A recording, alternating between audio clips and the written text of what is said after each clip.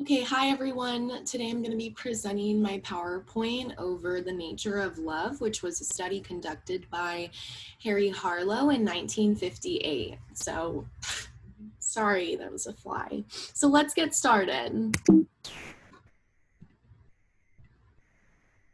So the reason for conducting the nature of love study, Harry Harlow was trying to figure out the way that our attachment styles are formed at birth and how they shape us cognitively and socially depending on the bond that we form with our primary caregiver. So there's 4 types of attachment styles. That's secure, anxious, preoccupied, dismissive, avoidant, and fearful, avoidant.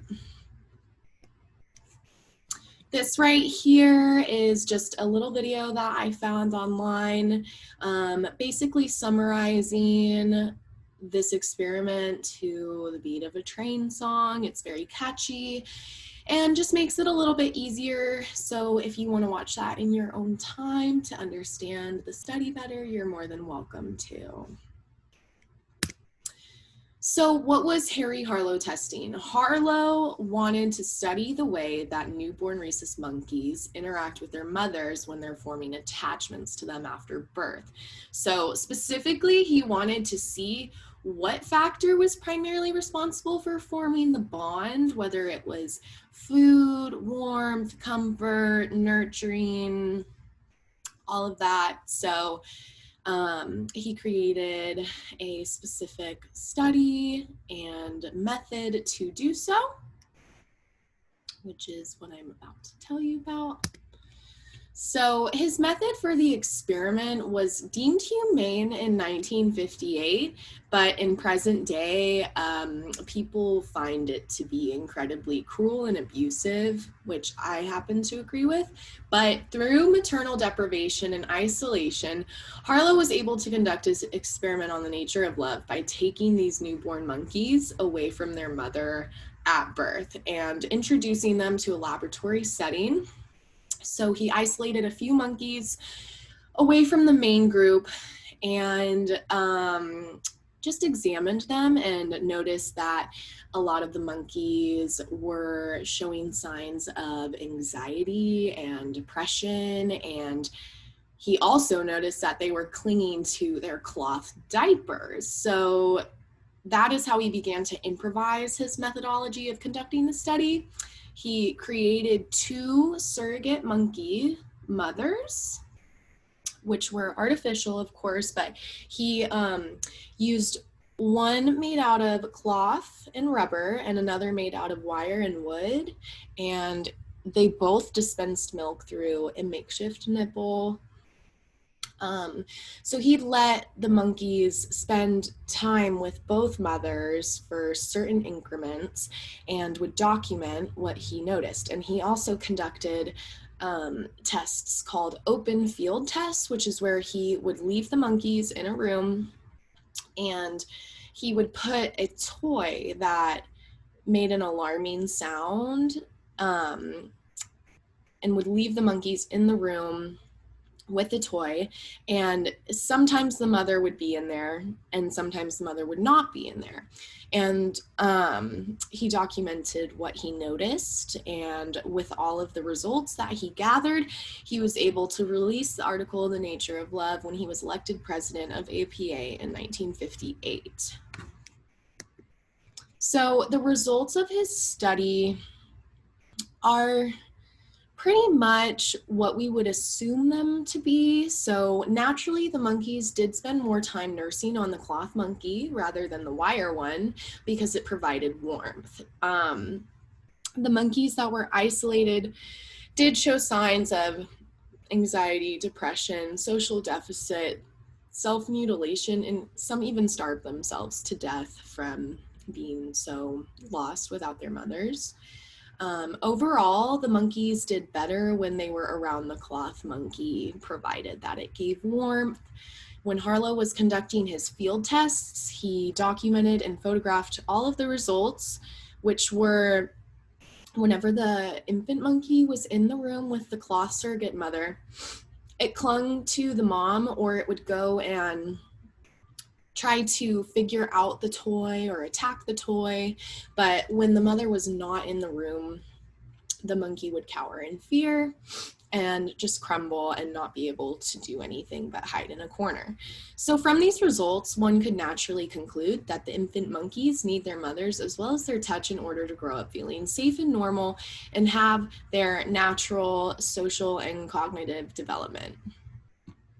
And this right here is also just a little graph from the experiment of the results, which is the time spent nursing on the cloth and wire surrogate mothers. So the importance of these results are that the experiment became very influential because it demonstrated the importance of proper caregiving and maternal bonding and touch and how that contributes to the development of babies, especially socially and cognitively. Because of this study, we were able to research and understand the attachment theory and the different attachment styles, which can impact many areas of our lives, such as friendships, relationships, whether they're romantic or not, family relationships, all of that. So it's very important, and it's knowledge that we are still using today to understand behavior development. So right here is an attachment style quiz that I provided for you to take if you want to. You can figure out your attachment style in 5 minutes or less. It's very quick and easy. It's interesting, and you get to learn more about yourself. I happen to find out that I have a preoccupied, anxious attachment style. So that was interesting for me to know. So yeah. All right, so new studies that I found that actually kind of incorporate this knowledge that we learned from Harlow's study. The first one is a study conducted by Kathleen Corvo and Paul Harris. It measured young children's trust in their mother's statements. So what they did was they took 147 kids aged 50 to 61 months, and they had a stranger and their mother in the same room making conflicting statements against each other.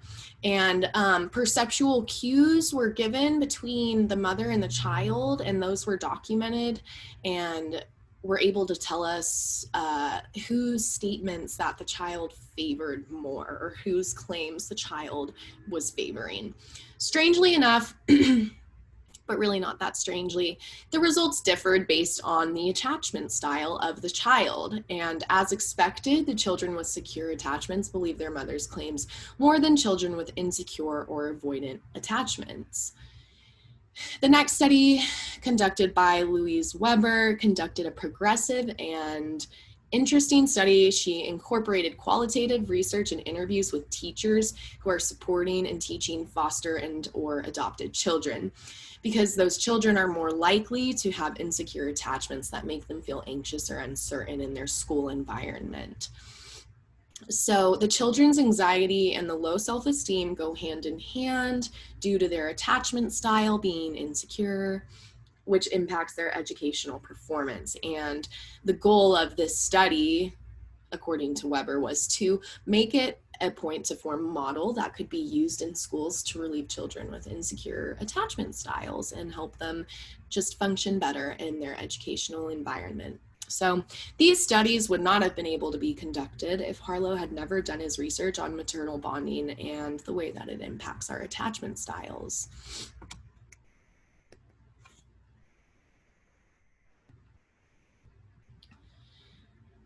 Oop. And right here is my citations. That's really it, but thank you for listening and watching my presentation. This was a very interesting study to learn about, although it was a little bit sad for me. We're still using this information today, so I know that it is an influential study for a reason, and I can't wait to watch everybody else's PowerPoints, and have a great day, y'all.